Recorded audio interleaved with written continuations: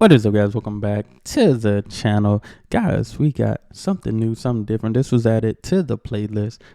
Refreshingly Swedish. Americans would be shocked at the cultural differences between US and Sweden. We got some kitchen stuff. I know my time in Sweden, it was definitely different. Like I said, refreshingly Swedish. Y'all make sure y'all subscribe to her channel. I think she got a couple of more videos. I seen another video on my playlist that she's done. It's a little longer, but I'll probably check it out sometime this week. But these cultural differences, some kitchen utensils, maybe some kitchen gadgets. I've just found out that you rent an apartment in Germany, you got to get a whole new kitchen. That's crazy. You got to get a whole kitchen, everything up in that thing. But let's check this out. Välkommen. I'm Catherine of Sky, and today we're greetings and välkommen. I'm Catherine of Sky, and today we're going to talk about differences between the U.S. and Sweden in the home. And I have many of these, so do be prepared for several videos on this topic. So first and foremost, if you are invited to a Scandinavian's home, either if you're in Sweden or Norway, you must take off your shoes at the door. Yes, this is a thing. We don't like our homes tracked through with dirt. So you take off your shoes at the door. You just leave them there and walk around in your socks. This is how we do things. Most stores, you don't have to, but there are occasionally stores and places that you gotta take your shoes off. When I've gone for massage, they ask me to take my shoes off. When I go to my clinic, they have shoe protectors that you put on, which is also kind of interesting. And I think in that case, it's both for dirt and also because it's in a really old building and they don't want the woodwork to get messed up with rocks and stuff because we have gravel that we put down in the wintertime. So yeah, if you come to Scandinavia, always take your shoes off. Next item. In Scandinavia, which is very different from the US, we do not have wall-to-wall carpeting. That is not a thing here. Most of the times we will have a rug. Usually in the living room area, and it can be in other places too. It just depends on what kind of space you have and how you want to decorate. But I think nowadays in the U.S., certain homes are going away with the carpet as well. Like newer homes are getting the hardwood floors, which I always wanted. We wanted hardwood floors throughout our house because we like it's easier to clean. Carpet is not that easy to clean. Wall-to-wall carpeting. And in general, that's considered more hygienic and healthy because if you think about it, wall-to-wall carpeting traps a lot of like dander, pet hair, human skin cells that fall off of you. And even if you vacuum regularly, that's crazy to think about. You are still treading on that carpet, which we now know breaks down the carpet into microplastics, which get all up in the air. And that is going to be the case for almost probably 99.999% of wall-to-wall carpeting in the United States because it's made out of polyester. It is a plastic product. We here in Scandinavia tend to have rugs made out of wool or cotton, so we don't have that microplastic threat. So do take care about your rugs, but yeah, that is one major difference that we have in Scandinavia. Another cool thing we have in Scandinavia, which I love much better than being in the U.S., is chip clips. You wouldn't think that there would be like such a huge difference, but in the U.S., and I'm going to show a picture because I looked in my stuff and I couldn't find a single one that I brought from the U.S. with me. We have these chip clips, which they kind of look like binder clips. I've seen those, except most of them. I've seen those at Walmart. Are terrible. A lot of them are like super wide and they have a really weak spring. Okay. And so I found that those chip clips that I had in the US almost always fell off. So I would just use binder clips, which are really strong. But in Scandinavia, we have these. There's like two different sizes that we have. And you open them with a little thingy and they have a little, hinge, and then you close them over the edge of the bag. And you can close everything with these. Bread bags, chip bags. That's convenient. Basically everything. Anything that can go in a plastic bag, I usually use a clip for it. And I was just recently talking to Matthias about this, and he has never had one of these break. Ever. Never. And they're super strong. Wow. They can also deform slightly. Material. So like if you put if you twist a bag up and put it through the center and then close it, it'll kind of like lump in the middle, but it doesn't break. and it's very, very versatile. So I really like these chip clips. That's nice. Now, one thing that we have in Scandinavia that I'm not sure a lot of Americans have, I certainly never had one. I hadn't even heard of them in the U.S. And I'm wondering if it's one of those things, maybe I just didn't pay attention. Let me know. If you're American and you know the answer to this, do let me know.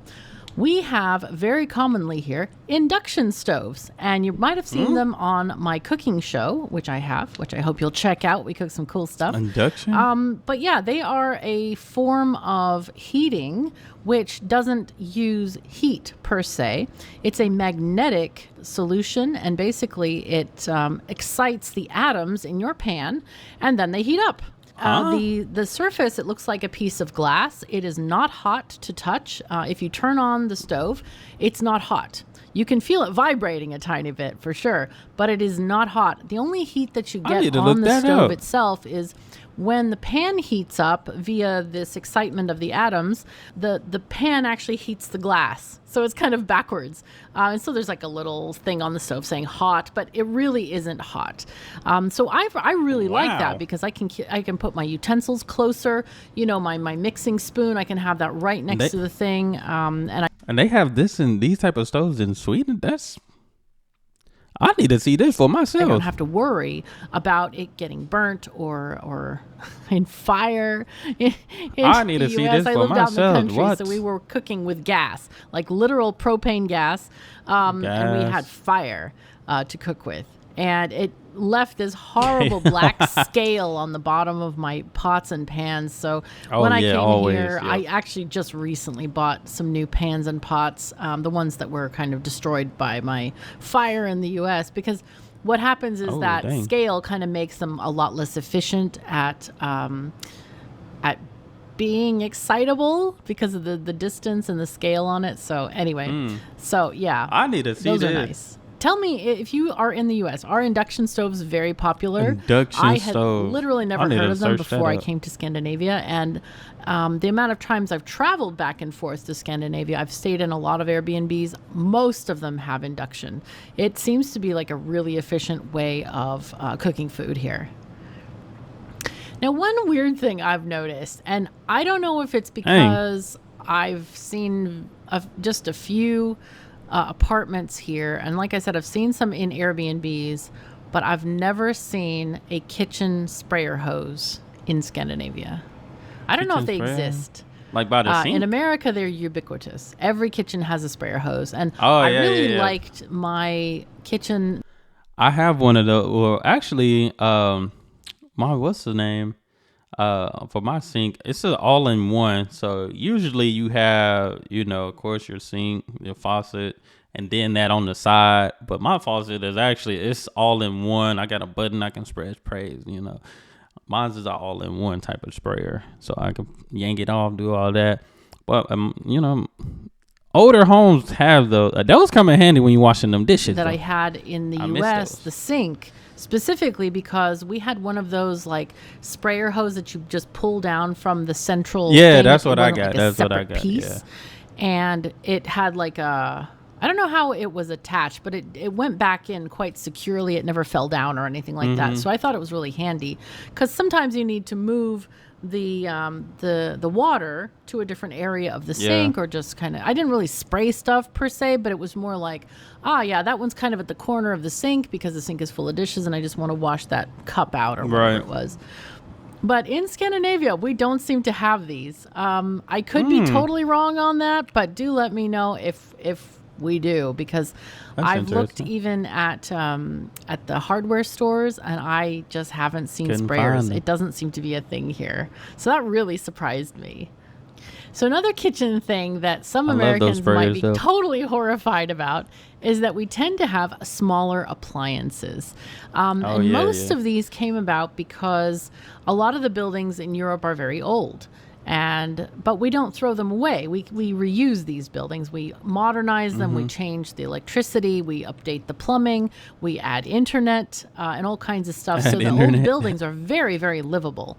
And like Matthias lives in a building that was built either in the 20s or 30s, I think he said. Wow. And so he has small appliances in his kitchen. He has like a half-size dishwasher. He has a a fridge that is fridge freezer. I think it's been a minute since I checked out some Swedish houses. I might have to go back and check out some Swedish houses. But it's much narrower.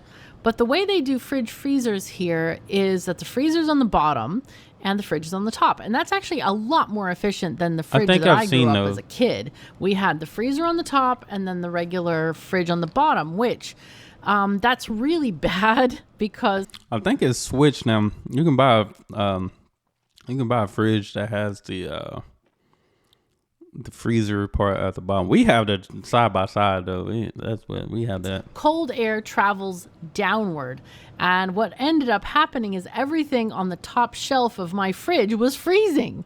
But if you turn down the temperature too much in those freezers, like the ice cream wouldn't stay frozen. So having the freezer on the bottom is actually a much better design. And even when the latest fridge that I bought was in Wyoming about 10 years ago, they still weren't using this design. It wasn't a thing. So anyway, but we do have very small appliances for apartments that were built long time ago, because if you think about it, like long time ago, they didn't need much kitchen space and they didn't have all of these like fixed width appliances. They basically had a counter and an oven, and that's how they cooked food, because they didn't have like choppers and toasters and other things like this. I mean, they did have toasters, but like they didn't have fridges. So anyway, you can buy these very small appliances. My friend even has tiny dishwasher that you can put on your counter next to the sink, and it washes. That is, I wouldn't mind. I needed this in college. What? Dishes a few plates, I think, like probably like 4 plates and a few glasses at a time. So that also kind of is interesting to me, that we have these very, very convenient appliances, even if they're a lot smaller. Dang. One thing that might surprise a lot of people is that in Scandinavia, we generally have 2 duvets for the bed. And if you're not familiar with that word, they're like bed covers or like comforters, like the fluffy blanket you have on top. So thank you so very much for joining me. I really appreciate you being here. And if you would like to help support work on my channel, do check out that Patreon in the link in the description below. If you want to chat about any of the things, do write me a comment or come to my Discord channel and we can just talk about whatever you like. If you have any ideas for videos or want me to try certain things, just let me know by dropping a comment there or sending me an email. Either is fine. So take care of yourselves and each other. Oh, this was good. This was different. I'll see you next time.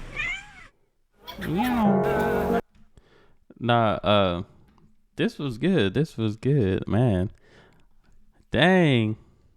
I done learned a couple of more things about Sweden, especially when it comes to appliances and stuff. But no, this is great. Y'all make sure y'all subscribe to our channel. Give this video a thumbs up. Yeah, the dishwasher thing, that's different. Wow. Somebody said they do got the little sprayer though in their kitchen. Using restaurants. Somebody said that's the sprayer is one thing they use in restaurants for sure. So, but man, yeah, those things come in handy. Like I said, we have the all-in-one that she showed. Just spray that thing, cause we have a big sink, and usually the sinks are divided. I don't know how they. Maybe that's something too. If it's Swedish houses, I know in our houses, usually you have the sink divided, so you have one side that's like, I guess you probably wash the dishes in, then the other side dispose the food and stuff. But ours are just everything. We just have one big sink. It's not a divide or nothing like that. But this was great. This was interesting. But man, I need that dishwasher though. That would be cool. But that's all I have. Y'all hit that subscribe button. Send down those recommendations. And y'all be blessed. Be the best and be you. I'm out.